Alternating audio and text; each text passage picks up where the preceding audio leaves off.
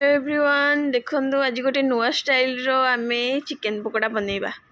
देखंतु चिकेन ने सब मसला जीरा गुंड लंका गुंड धनिया गुंड चिकेन मसला गरम मसला सब पड़ जाइए केवल हलदी छाड़ी आ स्वाद अनुसार लुण पकेबे कॉर्नफ्लोर आ अंडा गोटे अंडा पकेकी ताकू मैग्नेट करदे पूरा भल भाव ता धरे आ गोटे पूरा गोटे मेन टेस्ट जिनस पड़बार अच्छी ସେଇଟା କ'ଣ ଟିକେ ଭାବିଲେ ନୂଆ ପ୍ରକାରର କହିଛି ମାନେ କିଛି ତ ଗୋଟେ ହେଇଥିବ।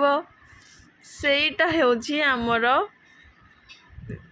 ଅଳ୍ପ କି ମାନେ ଅଳ୍ପ ମତଲବ କେତେ 2-4ଟା ପାଖୁଡ଼ାର ଜଷ୍ଟ ଟିକେ ଟିକେ ଛେଚିକିରି ରସୁଣକୁ ପକେଇଦେବେ।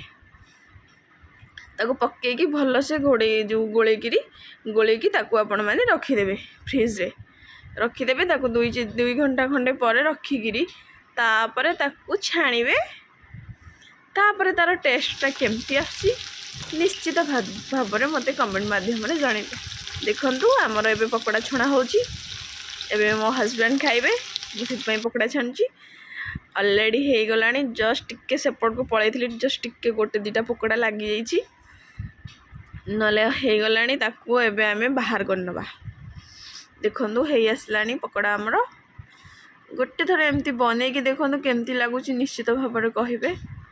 ये आसलानी ताकू एबे आमे काढ़ी देबा ता ऊपर टिके चाट मसला पकई देबा तापरे ताकू टिके सॉस दे देबा टमाटो सॉस देकिरी सर्व करबा।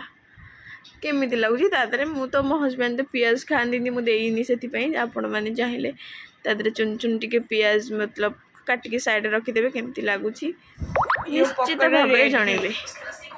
देखंतु हे गला टेस्ट करके को केमिति लागुची।